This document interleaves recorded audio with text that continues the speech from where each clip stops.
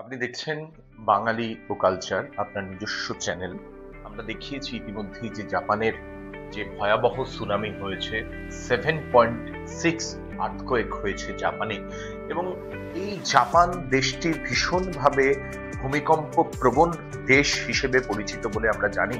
এবং আগে থেকেই প্রশাসনের তরফ থেকে, জাপানের যে আবহাওয়া দপ্তর তাদের তরফ থেকে অ্যালার্ট জারি করা হয়েছিল, বিপত্তি সংকেত রেড অ্যালার্ট জারি করা হয়েছিল। সেই ছবি আমাদের হাতে এসে পৌঁছেছে।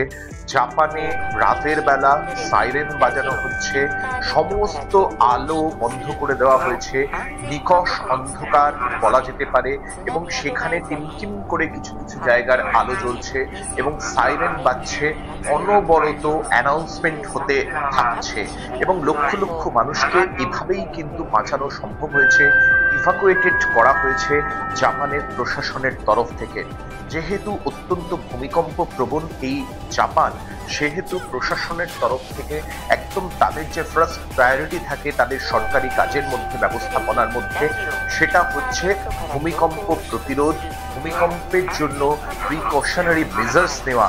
সেই জায়গায় যে জাপান প্রযুক্তির দিক থেকে ঠিক যেভাবে এগিয়ে রয়েছে সারা বিশ্বে, সেভাবে এই ভূমিকম্প প্রতিরোধ বা প্রিকশনারি মেজার্স নেওয়ার ক্ষেত্রে সেখানকার জাপানিদের, সাধারণ বাসিন্দাদের প্রাণ বাঁচানোর জন্য যে সেখানকার প্রশাসন, দেশ কতটা তৎপর এবং কতটা সজাগ, কতটা অ্যালার্ট থাকতে পারে, এবং ক্ষয়ক্ষতি কতটা কিভাবে এড়ানো সম্ভব, তাদের ফার্স্ট প্রায়োরিটির মধ্যে পরে প্রশাসনদের তরফ থেকে বারংবার জানানো হয়েছে যে জাপানিদের, সাধারণ মানুষের প্রাণ বাঁচানো, এটা হচ্ছে তাদের ফার্স্ট প্রায়োরিটির মধ্যে পড়ে।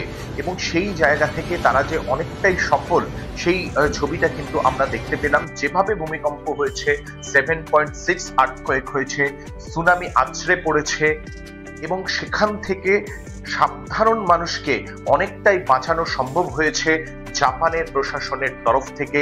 যেভাবে গাড়ি দুলছে, যেভাবে বাড়ি দুলছে, এবং সেই যে ভয়াবহ ছবি, সেই ছবি কিন্তু আমরা ইতিমধ্যেই দেখিয়েছি বাঙালি ও কালচারে, তার সবিস্তার রিপোর্ট দেখিয়েছি।